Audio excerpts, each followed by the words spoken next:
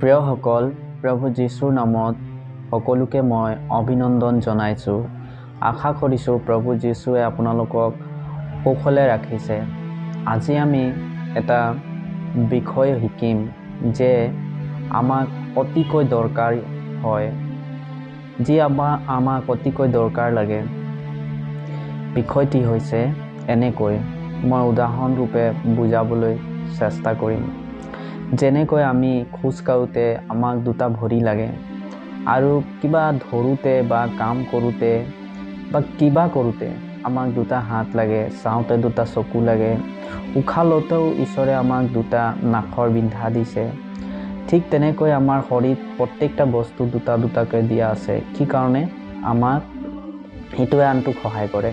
এতিয়া এটা ভৰি যদি আমি আগবঢ়াওঁ, তেতিয়া আন এটা ভৰি আগবঢ়াব লাগিব, আৰু এনেকৈ কৰিকে আমি খোজ কাঢ়োঁ। যেতিয়া এনেকৈ যদি কিবা এটা হাতত ধৰিছোঁ, এইটো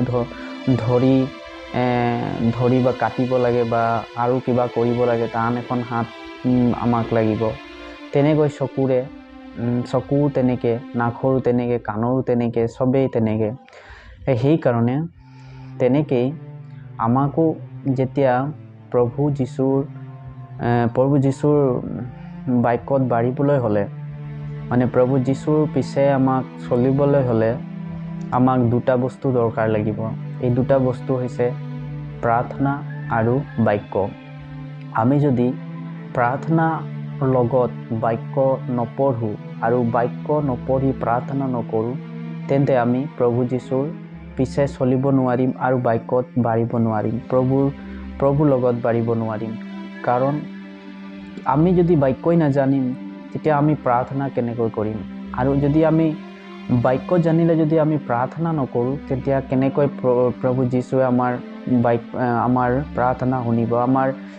আমাৰ দৰকাৰ সেইটো প্ৰভু যীশুৱে কেনেকৈ শুনিব?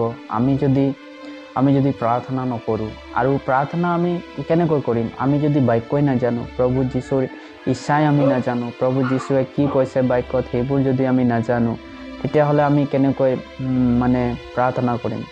তো সেইকাৰণে আমাক বাক্য আৰু প্ৰাৰ্থনা দুইটা দৰকাৰ। যেনেকৈ চৰাই এটা উৰিবৰ কাৰণে দুইটা ডেউকা দৰকাৰ, এটাত চৰাই এটা উৰিব নোৱাৰে। তেনেকৈ প্ৰাৰ্থনা আৰু বাক্য নহ'লে আমি প্ৰভু যীশুৰ পিছে চলিব নোৱাৰিম, আৰু প্ৰভু যীশুৰ লগত আগবাঢ়িব নোৱাৰিম।